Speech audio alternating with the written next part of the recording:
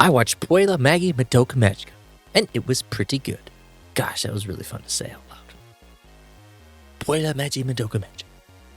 Anyways, what's poppin', guys? Gar Champion here, and today I'm going to be breaking down and giving my thoughts on Madoka Magica. This is basically a show about a couple girls who are tasked with one very important question. Will you become a magical girl or not? Let's start off with how you're supposed to watch this. This was originally what delayed me for watching this for years because I wasn't sure what order to watch it in, and I finally came around to it at my own convenience. You have the 12 episode anime, 3 different movies, and then a side story. The 12 episode anime and the first 2 movies are what you're supposed to watch first. The first 2 movies supposedly cover what the anime does, but the anime is recommended for the full story because they do cut some things out. I haven't watched the 2 movies myself. This is all information from Google, so I can't really say how different they are and how much they leave out. The final one to watch is the 3rd movie, Rebellion. This is not on Crunchyroll or Netflix. I had to purchase it on Prime, and it was on sale luckily for $3.99 and was in HD compared to paying $2.99 for a rental and was in SD. I came out like a bandit on that one. According to Google, Magica Record, Madoka Magica's side story is an optional watch and is not required to understand what's going on with the series. While trying to find new anime watch, for years I've seen this pop up and heard that it was pretty good and was dark. I like those 2 features for my personal taste, but I never gave it a chance. With hearing that it was a darker anime, it led me to question how it compares to modern anime standards, and on the same note, how its animation aged, because we all know the quality standards nowadays. This anime came out in 2013 and has been over 10 years, and a lot has changed since then. I had no complaints about the animation. I thought it was actually pretty good for the time that it came out, but we have to address the elephant in the room. More so, the witch in the labyrinth. The first time this unique animation was shown, it was so different and stood out that it was almost disturbing at first. It wasn't my favorite, but I grew to appreciate it. Visually, it sticks out because it uses a combination of real-life images, random colors, and abstract creatures, and gives a very trippy kind of vibe. It may be weird at first, but seeing it time and time again, I grew to appreciate its artistic choice because I haven't seen anything like it. So it has its one uniqueness to it. I haven't read the manga for it, so I'm curious to see how it compares to that because I can imagine the drawings are super immaculate for this one. In terms of the supposed darkness, it was dark. Characters died. The truth of the magical girls and the incubators were jaw-dropping, and the mental battles that each character had to deal with made you feel sad for sure. If I were to have watched this in the year that it came out, 2013, it would have been a bigger impact on me.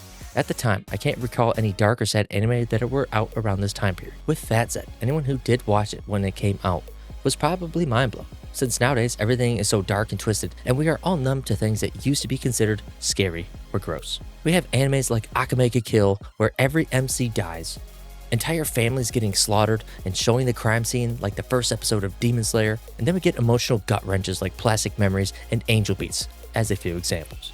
So watching Madoka Magica after a decade of anime progressively getting more wild and crazy, it didn't seem so bad for me. So your experience watching this depends on your exposure to dark concepts and stories. While watching Madoka Magica, I couldn't help but to feel that this anime inspired quite a few other series to follow. Before I get any further, I've been doing my best to avoid any plot-ruining stories if you have not watched this yet. I'm at the point where I can no longer do that. So if you have not seen the show and you don't want things spoiled, then now would be your time to hop off. Don't forget to save this video in your Watch Later tab, so that way you can watch this when you're done. And until then, feel free to check out the videos up here. I think they're pretty good, and those can entertain you until you watch Madoka Magica. When Himura's wish was revealed, she can go back in time and try to save Madoka an unlimited amount of times until her wish was granted. This immediately made me think of Subaru from Re:Zero. I know the concept of time travel is very common in media, but for some reason it really reminded me of Steins Gate.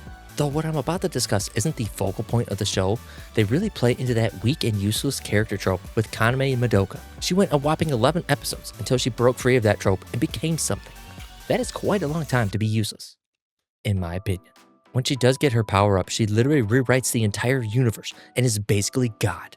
This reminded me a lot of Midoriya. Those circumstances aren't the same, but they both wanted to protect others, ignoring what happened to them. Both characters were an investment, but ended up achieving their goals. This is kind of like an Uno reverse to what I was originally discussing, but it almost seemed like the incubator, Kyobe, reminded me so much of a variation of a couple different Digimon, so that was probably the inspiration of Kyobe. Next, I wanted to talk about the characters. I thought that they were all very well written and wanted to spend a little time on each of the magical girls. I wanted to start with Sayaka because she was the most interesting to me, and I was more drawn to her for the majority of the show. Her journey was a rough one. She loved a boy who was severely injured and could not pursue his passion anymore. She visited him frequently, but it didn't seem to faze him much. She literally traded her soul away so that way he could play the violin again, only for him to get with one of her besties. I could tell that she was about to dive into the deep end, and she had a major character change, becoming reckless and corrupted by despair. She ended up in so much pain that it changed who she was. Seeing her go through this journey made her character interesting for sure, but at the same time, relatable. We've all gone out of our way to do something for someone else, only to be burned and heartbroken. It doesn't feel so good. Sometimes you can get over it, but other times it'll change you, depending on the severity of the situation. I don't think anyone watching here has traded their soul to get a different outcome in life, but if you are, who's to judge? Relatability is a key component for liking a character because it places you in the same universe as them compared to a character you don't relate to at all, which is why Sayaka stood out so much to me. If you're watching this, then I think we are in the same universe. You've most likely watched Madoka Magica, as well as a bunch of other animes, so why not hit that subscribe button if you aren't already. I don't really have anyone to talk anime with that's at the same level as me, and that's partially why I make these YouTube videos. I use this platform to get what I want to say out of my system, since no one else really seems to give a shit about what I have to say about stuff. So I don't want you to feel that way. So why not? It's not like it'll cost you your soul or anything. Or will it? My next favorite character, Kyoko Sakura. I'm not really drawn to the red hair characters and their associated tropes, but I can make an exception every now and then. She came off as a villain with her introduction and fought and instigated Sayaka, and had her own dark backstory too. Her upbringing wasn't similar to mine at all, but she is a glutton, and I like how she is portrayed as one. I'm a glutton myself, so she is relatable to me in that aspect. My favorite thing about her was that despite wanting to kill Sayaka at first, she grew to really like her a lot at the end and was put in a tough situation where she had to kill her when becoming a witch. She just had some good character growth. Mami Tomo. I swear to God, I thought they were just calling her Mami, like some weird kind of fantasy, because Sayaka and Madoka just heavily looked up to her. I watched this dubbed, so I didn't see anything in writing until actually writing the script, so that finally gave me some clarity. She was that character that needed to die in order for other characters to grow. She was basically the Rengoku in Demon Slayer. She displayed a level of strength to look up to and set the bar in which they could try to reach. She took them in with welcoming arms and died protecting them. Before I get into the final magical girl, I want to talk about the one who turns the ordinary girls into magical girls, the incubator, Kyobei.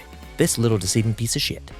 This creature is invisible to all humans except magical girls and those who are possible candidates. They strike a deal with these very specific girls and have the ability to grant any wish they desire at the cost of their soul. Their souls are then placed in a gem and they gain powers of magical girls. Their bodies are just a vessel without a soul. They do not feel pain. This is displayed the day after Sayaka and Kyoko tried to kill each other. She is able to regenerate with her ability, yes, but once Kyobei put the soul back in her body, she suffered excruciating pain and then vanished once taken out.